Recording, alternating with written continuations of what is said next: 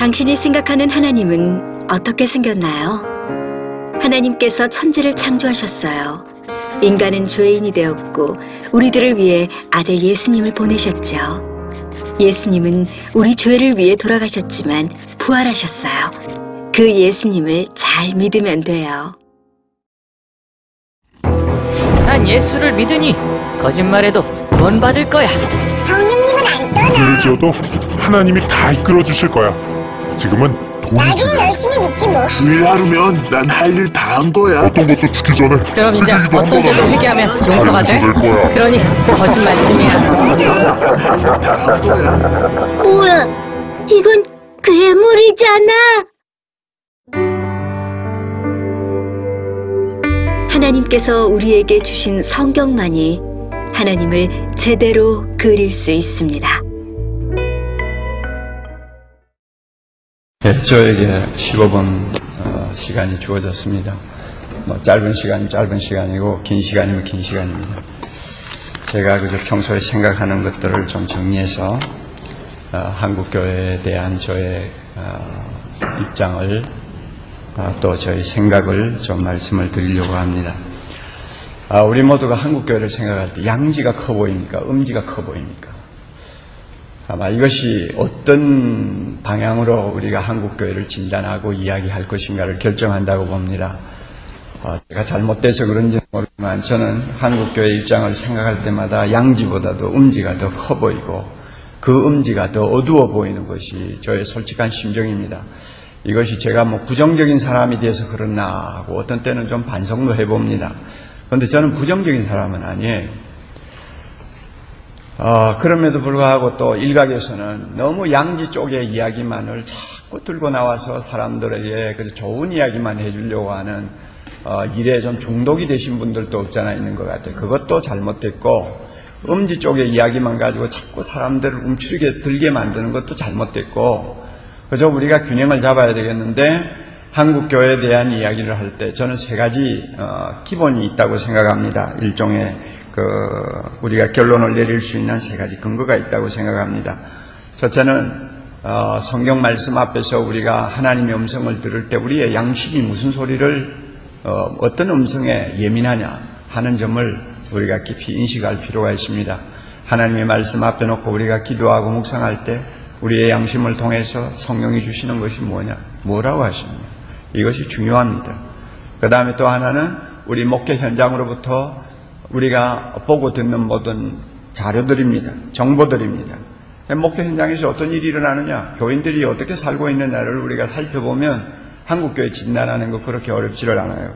또 하나는 사회가 세상을, 교회를 보는 반응이 어떻느냐, 사회가 교회를 어떻게 보고 있느냐 하는 것을 우리가 살펴보면 대충 우리는 정리를 할 수 있습니다. 그래서 말씀 앞에서 양심의 소리, 목회자 현장에서 우리가 듣는 많은 자료들, 또 사회적인 반응, 제가 이런 것들을 놓고 이것을 기초자료로 해서 제가 오늘 아침에 간단하게 말씀을 드리려고 합니다. 우선 부정적인 면부터 이야기합시다. 부정적인 면. 한국교회의 부정적인 면을 한마디로 요약하면 세속화입니다. 세속화라는 말이 무엇을 의미하느냐 우리 다 알아요. 그런데 성경에서 가장 세속화를 잘 정리한 내용이 요한계시록 3장에 나오는 사대교회 이야기입니다. 내가 살았다는 이름은 있으나 실상은 죽은 자로다.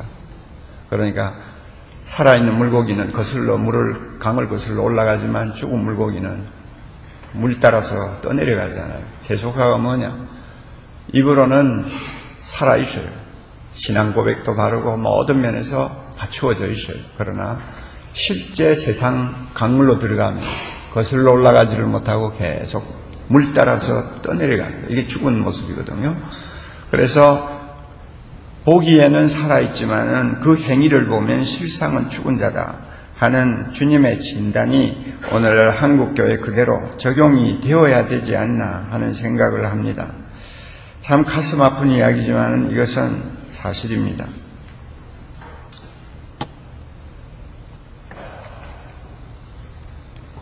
목회자들이요, 자기 교회 성장하고 잘 된다고 전체를 보는 눈이 감기면 그것은요, 지도자의 자격이 없습니다.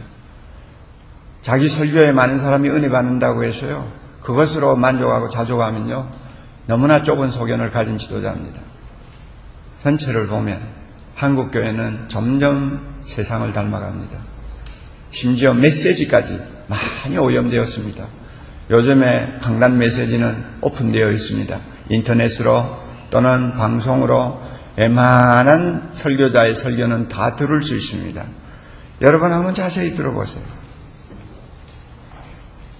우리 한국교회가 처한 상황에 비해서는 저 정도의 메시지 가지고 안 되는데 하는 생각을 저 자신이 설교하면서도 저에게 그런 생각을 성령이 주시지 않아요. 그러니까 우리의 마음에 사람들이 듣기 싫어하는 말은 지금 피하려고 하잖아요. 저나 여러분이요. 성경이 말씀하신 그대로 액면대로 성도들에게 전하지를 못하잖아요. 용기가 없어요, 이제는. 용기가 없어요. 이게 세속화의 현상입니다. 제가 이 사대교회를 조금 검토하면서 참 놀라운 사실들을 좀 보았는데요. 주님께서 그 사대교회만이 아니라 책망을 하신 5교회를 놓고 이야기하실 때에 교회의 양적인 문제를 놓고 책망을 하시든지 칭찬을 하신 일이 한 번도 없다는 것입니다. 양을 가지고 말씀하신 부분이 있나 한번 보세요. 너 왜 교회 사이즈가 그 모양이냐? 왜 그렇게 교회가 성장하지 않았냐? 뭐 이래가 책망하신 데가 있어요? 너 교회 굉장히 많이 키웠구나. 정말로 슈퍼교회가 메가 철치가 됐구나 하고 칭찬하는 데가 있어요? 없어요. 모두가 질을 따지십니다. 너 행위가 어떻다? 미지근하다. 너 행위가 사랑을 잃었다. 너 행위가 이단을 용납했다. 모두가 질을 가지고 주님이 책망하시고 또 칭찬할 거 있으면 질을 가지고 칭찬하시는데 오늘날 한국교회 지도자들의 시각은 대부분이 양해가 있잖아요. 질에 대해서 우리가 얼마만큼 예민한 감각을 가지고 교회를 인도하고 있는지 하나님 앞에 다시 한번 반성할 필요가 있습니다. 이 질을 우리가 소홀히 다루고 놓치다 보니까 교회가 세상을 자꾸 닮아가는 거예요. 닮아가지만 그걸 위기로 인식을 못하는 것입니다. 또 우리가 계시록의 교회를 보면 주님께서는 믿음을 탓하지 아니하시고 행위를 탓하신다는 것입니다. 이것도 정말 기가 막힌 이야기입니다. 오늘 우리는 믿음을 많이 강조하지 않습니까? 믿음을 강조하는 대신에 우리의 삶에 대해서 책임을 덜 느끼게 하는 이상한 풍토를 교회 안에 만들어서 이것이 값싼 복음이 교회 안에 만연되면서 나타나는 후유증입니다. 이것은 루터 시대에도 있었어요. 그러니까 믿으면 구원받는다고 그러고 모든 것은 믿음으로 해결된다고 하니까 행위를 교회가 강조하지 않았어요. 즉 참 믿음의 열매인 행위를 교회가 바로 가르치지 못한 탓에 삶이 죽어버린 거예요. 그래서 입으로는 살아있지만 행위를 보니까 죽었다. 세상 따라가는 거예요. 그리고 또 하나 놀라운 사실을 제가 발견했는데 여러분 열심과 세속화는 관계가 없다는 거예요. 뭐 조금 관계는 있겠죠. 그러나 요한계시록의 교회를 보면 열심과 세속화는 크게 함수관계가 없어요. 사대교회를 놓고 열심히 식었다고 책망하지 않습니다. 라오디게아 교회는 열심히 식어서 미지근하다는 책망을 들었지만 사대교회는 그런 책망 안 들었어요. 그러니까 열심히 있었던 것으로 우리는 상상할 수 있습니다. 그러나 여러분 가슴이 뜨겁다고 삶이 바르다고 판단할 수는 없죠. 우리 한국교회 상황을 보세요. 주여 삼창에다가 새벽기도에다가 철야기도에다가 할렐루야에다가 얼마나 열정적으로 하나님 앞에 야단을 칩니까? 그러나 그 야단치는 뜨거운 가슴하고 실제 삶의 현장에서 성도들이 사는 삶하고 여러분이 한번 비교해 보세요. 조화가 안 돼요. 조화가 안 돼요. 그러니까 뜨거운 거하고 세속화하고는 꼭 일치한다고 볼 수가 없다. 또 교리하고 세속화하고도 꼭 일치하지 않는 것을 말씀을 통해 봅니다. 사대교회를 놓고 주님께서 교리가 잘못됐다고 책망하지 않으세요. 교리는 바로 갖고 있어요. 복음주의적이고 보수적일지도 그러나 그거하고 세속화하고는 달라요. 뭐 교리 가지고 따진다면 제가 속한 합동교단만큼 큰 소리 치는 교단을 여러분이 보셨어요? 그럼에도 불구하고 총회를 앞두고 합동교단이 지금 얼마나 어려운 위기에 처해 있는가 여러분 아시죠? 정말 기도해 주시기 바랍니다. 있을 수가 없는 이야기예요. 있을 수가 없어요. 교리하고 세속과하고는 틀려요.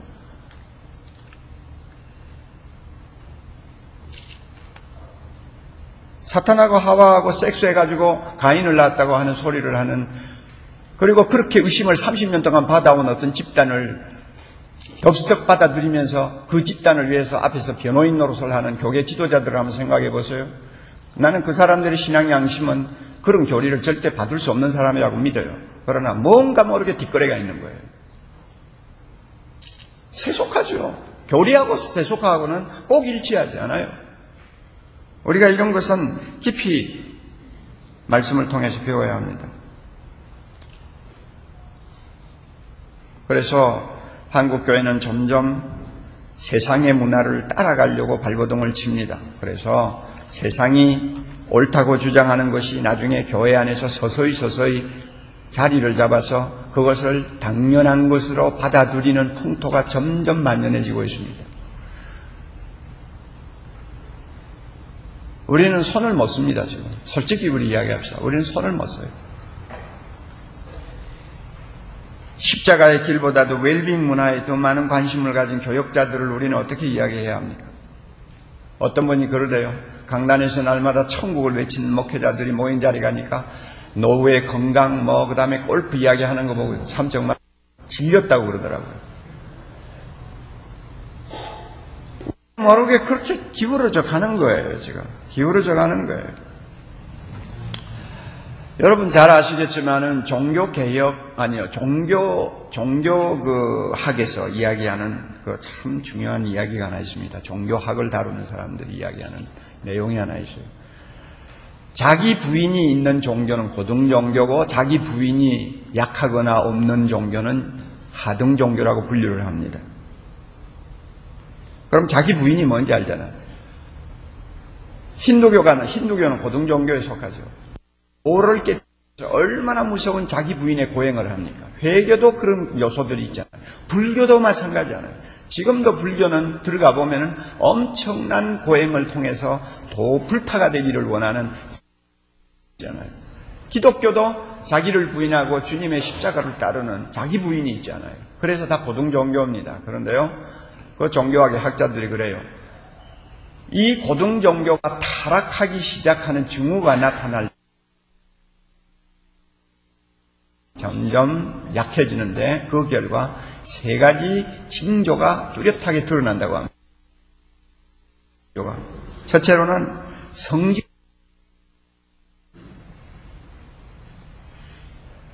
우리는 성직자 수가 많아지고 신학교가 번창하는 걸 가지고 큰 대단한 부흥이 오는 걸로 착각을 할 때도 있는데, 사실은 성직자 수가 많아지고 신학교를 지원하는 사람들이 많아진 이유가 뭐냐 하면 기독교의 자기 부인이 그만큼 약화되었다는 것입니다. 그러니까 목사 되는 것이 정말 광이 나는 직업처럼 느껴져서 지원하는 사람들이 많고 아들에게 세습시키고 모든 것을 그런 식으로 하니까 성직자가 많아질 수밖에 없잖아요.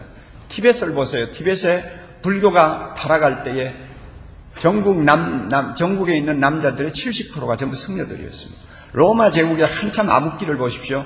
기독교가 그렇게 전 세계를 뒤엎고 있던 시대에 제일 많은 것이 승려들이었다는 거, 몽크였다는 거 여러분 아시잖아요. 그리고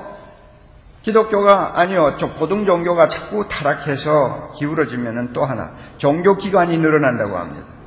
종교기관이 늘어나요. 교역자가 많으니까 먹여 살려야 되잖아요. 그 사람들 다 일자리 주어야 되잖아요. 그러니까 자꾸 조직 만들고 자꾸 만들고 하다가 보니까 기관들이 자꾸 늘어난다. 그 다음에 또 세 번째로는 기복신앙이 대세를 이룬다고 했습니다. 그래서 사람들 듣기 좋은 이야기 하는 거예요. 자, 여러분, 이것은 종교학에서 역사적인 검토를 통해서 하는 이야기입니다만, 오늘 이런 이야기를 들으면 가슴이 그냥 뜨끔해집니다. 왜? 마치 우리 한국교회를 들여다보고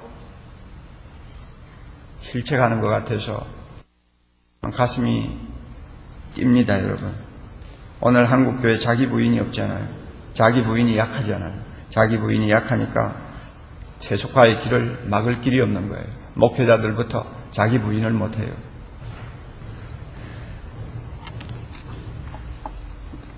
얼마 전에 이메일에 떴던 로렌 커닝햄 예수 전도단의 총재 되시는 분이 했던 이야기, 여러분이 아마 이메일에서 다 읽었을 거예요. 한국교회 너무 돈을 사랑한다고, 한국교회 너무 음란하다고. 남의 이야기가 아닌 것 같아요. 이게 다 세속화의 상황입니다. 여러분, 이런 상황에서 오늘 한국교회가 이 세대를 감당할 수 있을까요? 다가오는 세대를 감당할 수 있을까요? 제가 볼 때는 가능성이 별로 없다고 봅니다. 그래도 우리는 복이 있는 셈이에요. 그러나 우리는 그런대로 이만큼 교회가 그래도 재구실을 한다고 볼 수 있는 아직도 상황에서 목회를 하고 있으니까 우리는 복이 있어요. 그러나 앞으로 10년, 20년을 내다볼 때 한국교회 이래가지고 이 세상을 감당할 수 있을까요? 디지털 세대가 밀고 올라오는 이 세대를 감당할 수 있을까요? 오늘날 이렇게 파괴된 도덕성을 한국교회가 집요하게 끝까지 유지할 수 있을까요? 이게 제가 생각하는 부정적인 면입니다. 한국교회의 음지입니다. 세속화.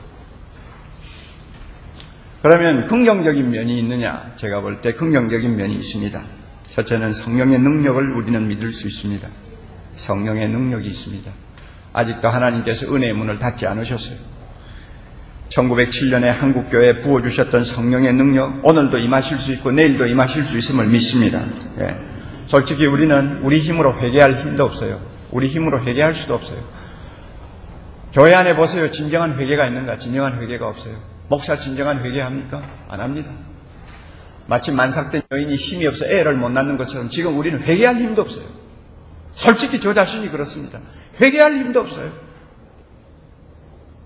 성령이 역사하시고 성령이 임하셔야 됩니다. 하나님께서 자비로우셔서 이 한국교회를 버리시지 않기 때문에 성령으로 이 한국교회를 새롭게 해주실 것을 믿습니다. 이것이 한국교회의 긍정적인 면입니다. 또 하나는 하나님이 남겨놓으신 7,000명이 있다고 저는 분명히 봅니다. 아합에게 무릎 꿇지 아니한 7,000명을 하나님이 남겨놓으신 것처럼 오늘날 세속화에 무릎 꿇지 않고 하나님의 말씀에 순종하려고 몸부림치는 주의 종들 7,000명이 있고 평신도들이 7,000명이 있다고 봅니다. 4대 교회가 그렇게 행위가 죽었지만은 하나님 보시기에 몇 사람이 남아있었습니다. 자기 옷을 더럽히지 아니한 몇 사람이 있었습니다. 그 몇 사람을 하나님이 큰 꿈을 가지고 기대를 가지고 바라보신 것처럼 한국교회에 7,000명이 있다고 저는 분명히 믿습니다. 몇 사람이 있다고 저는 봅니다. 저는 대부분 교육자들을 많이 접촉하는 사람 중에 하나입니다만 격파를 초월해서 여기저기 다 만나보면 훌륭한 교육자들 많아요. 이름 없이 빛 없이 주님의 나라를 위해서 정말로 탄식하며 자기를 헌신하는 종들이 많아요. 평신도들 가운데서 정말 우리는 칭찬을 아끼지 않아야 될 평신도들이 너무나 많아요. 저는 이런 사람들이 다 한국교회 내일을 살릴 수 있는 7,000명이라고 믿습니다. 이들이 그리스도의 제자로 다 우뚝우뚝 서게 되면 이 나라는 달라지고 이 한국교회가 이 나라에 소망을 줄 수 있다고 저는 믿습니다. 바로 여러분들이 이 7,000명에 해당하는 분들이라고 저는 믿습니다. 끝으로요, 한국교회 소망이 있습니다. 북한교회 때문입니다. 저는 북한 지하교회에 대해서 다른 사람보다는 정보가 좀 정통한 편입니다. 제가 그런 소스 내용을 밝힐 필요는 없지만은 깊은 내용까지 알고 있습니다. 북한의 지하교회는 지금 오순절 시대의 역사와 같아요. 엄청난 역사들이 일어납니다. 그렇지 않으면 그 핍박을 수십 년 견딜 수가 없죠. 그렇지 않으면 성도들이 생명을 걸고 예수를 믿을 수가 없죠. 하나님이 특별히 역사하시는 현장이 바로 북한교회입니다. 그들의 피눈물을 보시고 하나님이 북한교회를 자유케 하시고 남북한교회가 하나 되게 하셔서 이 정말로 입으로만 살았다고 하고 실상은 죽어있는 이 한국교회를 다시 일으키는 부흥이 오리라고 저는 분명히 믿습니다. 북한교회를 하나님이 사용하시리라고 봅니다. 이런 긍정적인 면을 저는 주님께서 앞으로 귀하게 사용하셔서 우리 모두가 다시 한번 할렐루야 찬송하는 내일이 있을 것을 믿고 기도하고 있습니다. 우리 모두 기도하면서 그날을 기다리고 최선을 다할 수 있기를 바랍니다. 감사합니다.